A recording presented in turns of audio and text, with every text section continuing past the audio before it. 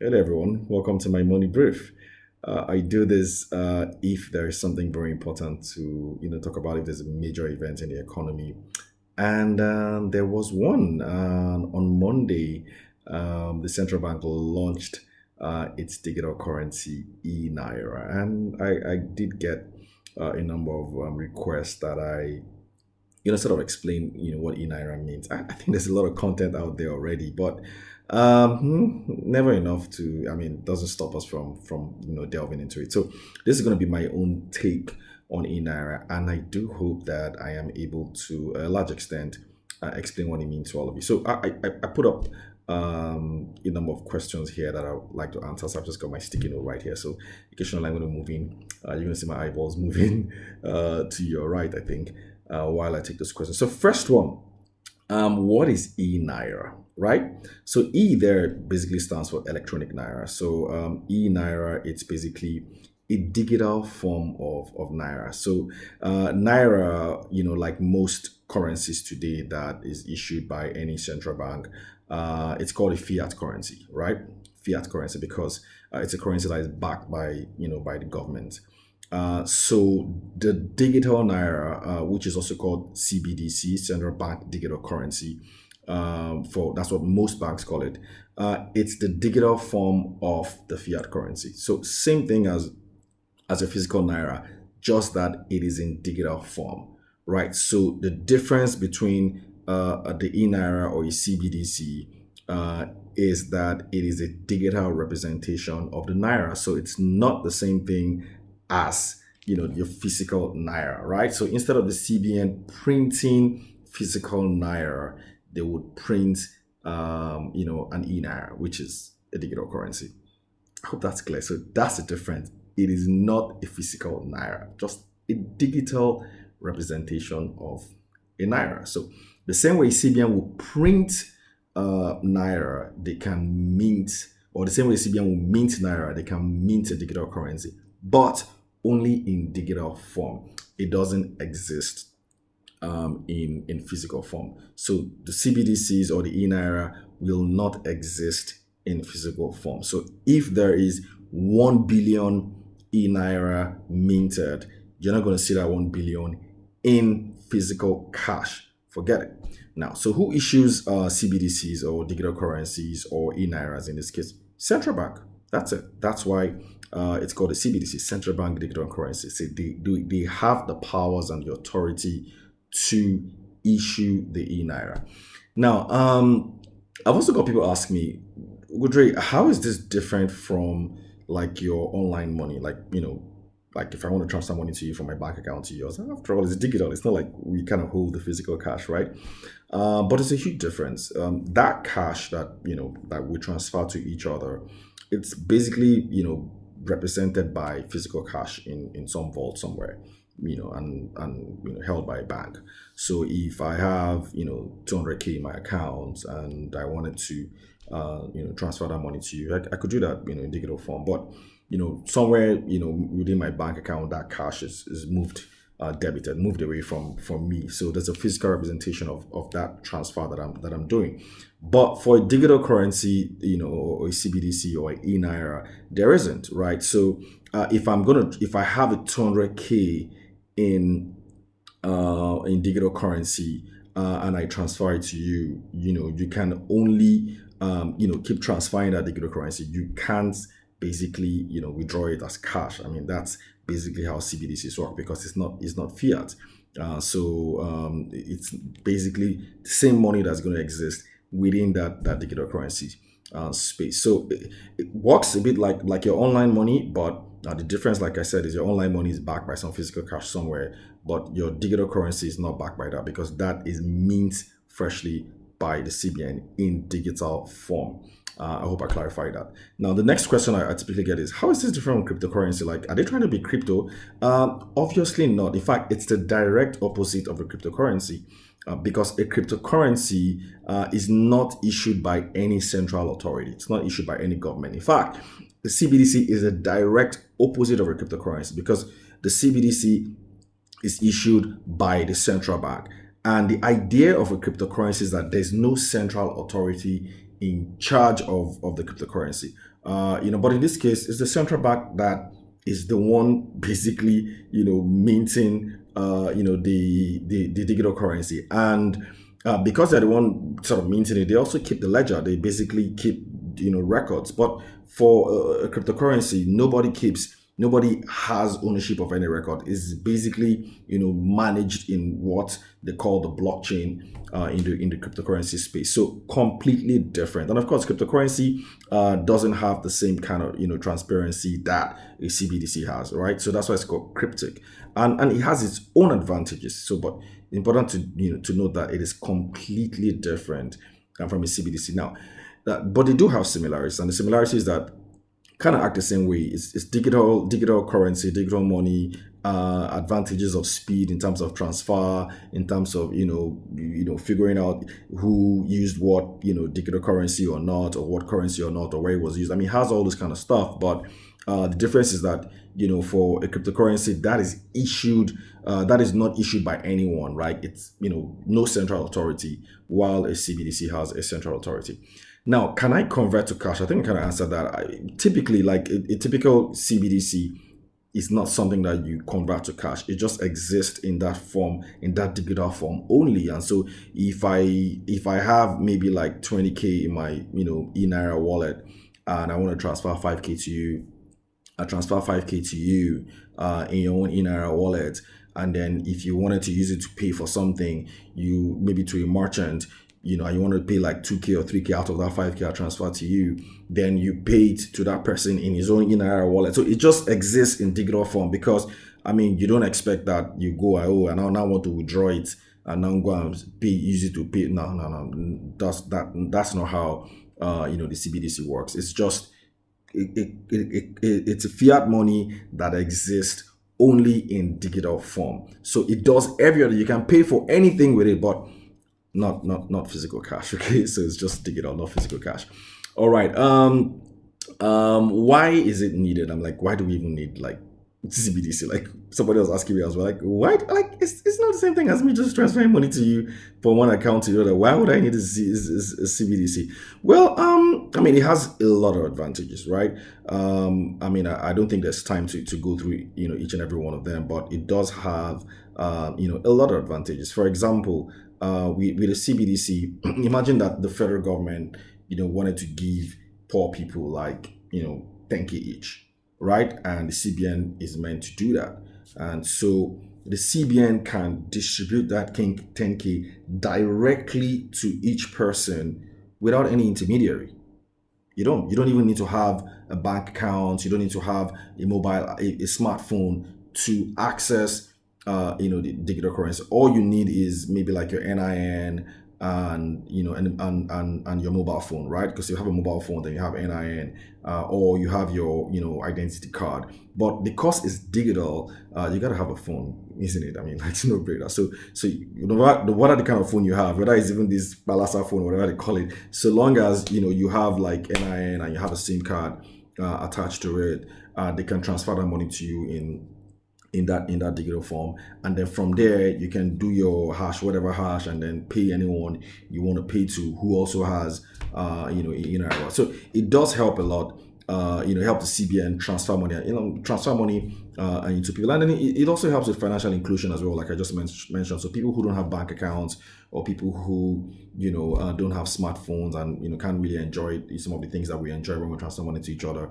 they can do that with a CBDC or with an eNaira. It just makes it pretty easy. All you need is just a phone and your NIN. But if you don't have NIN and you don't have maybe your a smartphone, or you're not maybe a registered SIM card, or a lot of these things that we need to use to identify you, then come on now, you really can't transact in any currency per se. So that basically is one of the second advantage that it does have. Then the CBN as well, CBN's mandate basically is monetary policy, right? Just price stability, and to try and ensure that there's full employment. And one of the ways it does that is to really monitor money supply in the economy and sort of control how money moves around, and how that money basically pushes or stimulates different parts of the economy. Imagine that CBN says, okay, you know what, we want to just push ₦1 trillion into farming, and we want to see how much ripple effect that has on the wider economy. It's difficult to do that with cash and the kind of currency we have today.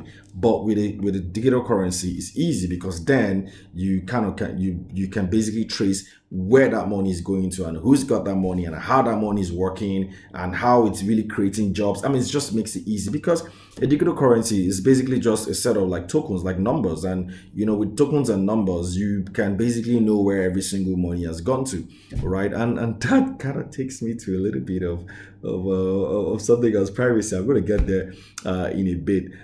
So it's got a lot of advantages, especially for if you're a central bank, and if you're a developing economy like Nigeria, where you want a lot of people to be included in the financial sector. So it aids financial inclusion immensely. And it also helps transmission mechanism, which is, basically giving signals. And even if, imagine if you're an NGO and you just want to push money out, and you want to be sure that the money will get to the people that, you're transferring that money to, then CBDC just makes it very easy, because, it's just easy. Everybody that you're transferring money to has a wallet, and once you transfer the money to them, you're pretty sure that it's getting to them. You don't need any intermediary.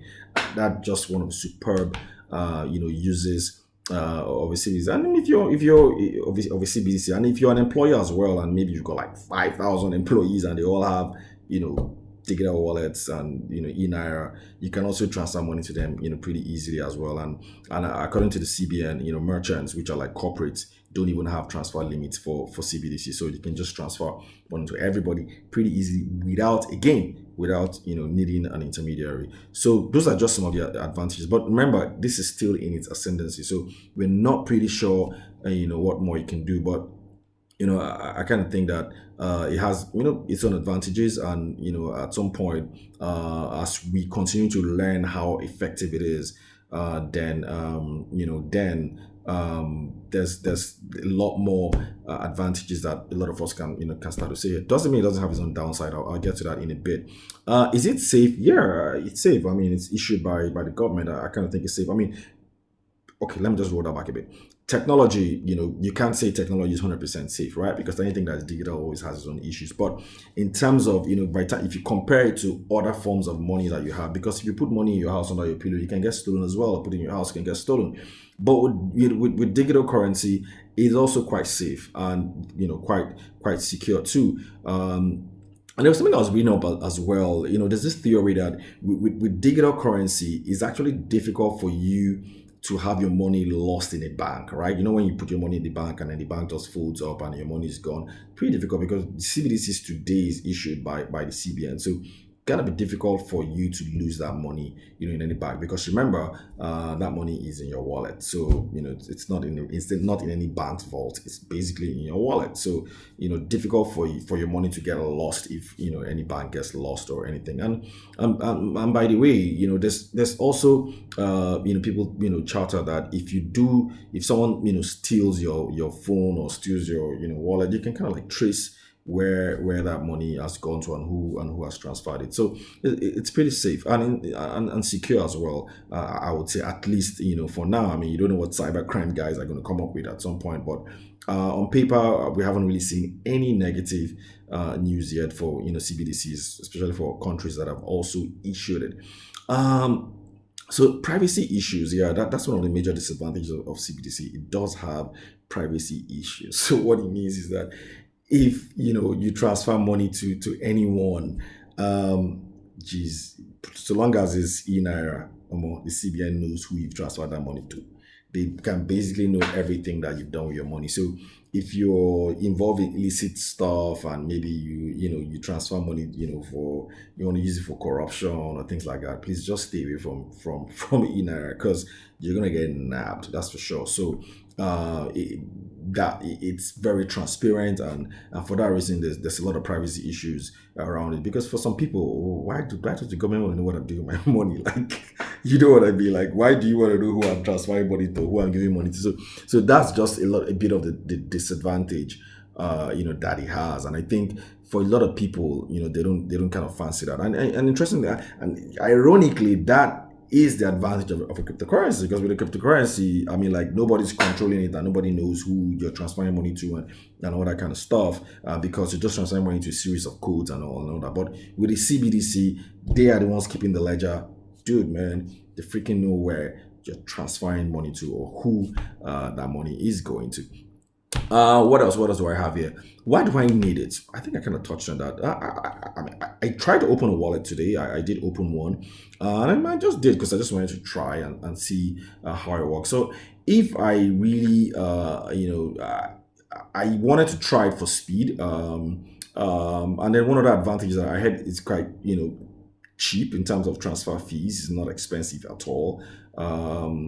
So and then the fact that you can just transfer money to anyone if they just have NI, I think pretty much, advantage. But to be honest, if you have a mobile phone already and maybe a bank app and and money in there, you probably don't really need it, to be honest. But if you do maybe have people you want to transfer money to who are not financially included, or if you're one of those people who just hate to carry cash around and just want to be digital all through, then this might be advantageous to you. And of course, like I mentioned, if you're an NGO, or you're in the business of maybe distributing money to a lot of people, either suppliers, customers, staff, different kind of stuff, then I kind of think this might be very suitable for you, and that's why you might need it. How can I get eNaira? Pretty easy. Just go to your app store or your Play Store, download it. You would see it there. There's actually two you would see. I think one is for merchants, and then one is for regular guys, folks like you and I. So just download it, and then you'll be asked to sign in with an email address and with your phone number, date of birth, and then your BVN, and then you have to link it to a bank account. Interesting thing is that I tried to link mine to it was a bank account. I just don't want to name names, but it didn't. They didn't have an eNaira equivalent in their account, because I was going to sort of like make transfers in there and then see how that works. They didn't have, so I had another bank account that had eNaira embedded already in their own mobile app. But interestingly, you can only sort of assign your BVN to one bank account. If you wanted to, and then that eNaira app can only work with one bank account, and one login details. So what I tried to do was to log in with, create another login detail, and then link my BVN to another bank account that I own. But it didn't allow me because it said I had multiple use of that BVN. So interesting. I wonder if they're going to change that, because I mean, what if I just wanted to link it to another bank account, or maybe I just exit one bank account and I'll use another one. So that's something that I think that you might want to they might want to check. But pretty easy to get. Just download it. I don't know how it works on on phones that are not smartphones. Maybe it's USSD or something. I haven't really read that up, but but if you read the CBN's article, or publication on eNaira, they do explain that you can use it on any phone at all, so long as you have NIN. Yeah.